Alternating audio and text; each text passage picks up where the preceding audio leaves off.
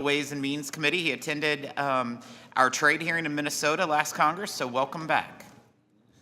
Thank you, Mr. Chairman. And at the risk of not offending anybody on this panel, it's nice to see Larry, Curly, and Mo sitting in the front row here. But I appreciate your leadership, Mr. Chairman. Thank you for holding this important member day hearing, and thank you, Ranking Member Neal.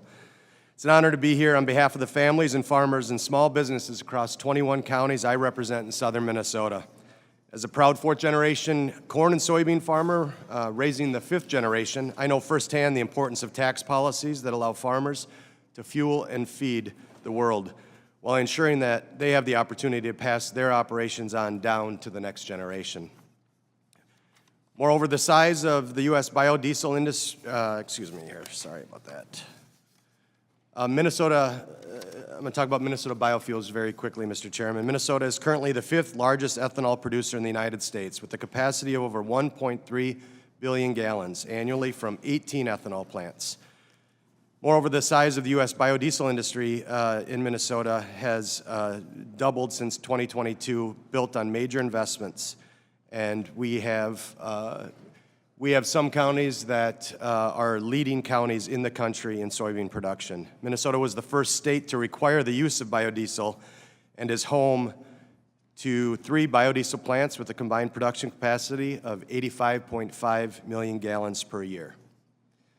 As you know, there's been a lot of conversations around tax credits ahead of reconciliation. One tax credit I want to focus on today is 45Z, or the Clean Fuel Production Tax Credit.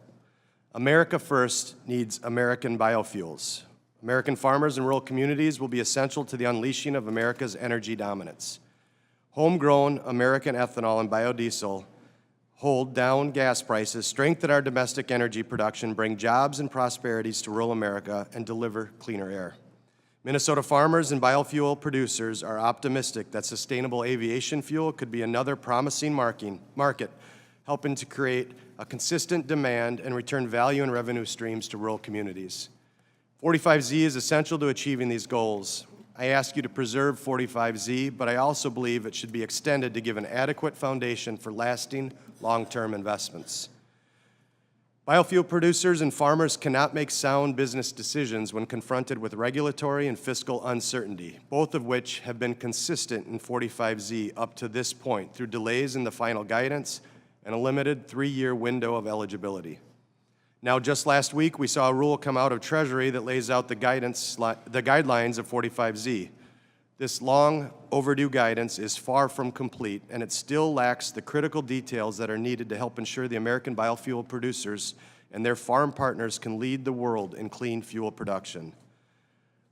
That is where we here in Congress, and specifically this great committee, can step in and work with President Trump to provide farmers with a new pathway to drive the farm economy, one that is all-encompassing and correctly accounts for the many ways biofuel producers and farmers innovate on the farm and at the plant according to real science, not political science. A strong rural economy depends on strong American biofuels industry and vice versa. This credit can offer a path forward for all of our agriculture stakeholders, and I look forward to working with you here on this committee and the Trump administration to assure biofuel producers play a central role in successful efforts to revitalize rural America. As we act to implement our important work in the 119th Congress, I look forward to working with the Committee on Ways and Means to write and pass strong, conservative tax policies that will benefit families, farmers, and small businesses across southern Minnesota and all of America. And with that, Mr. Chairman, thank you for having me here today. Thank you, sir. I now recognize Representative Rosa DeLauro, the gentlewoman from Connecticut and the ranking member of the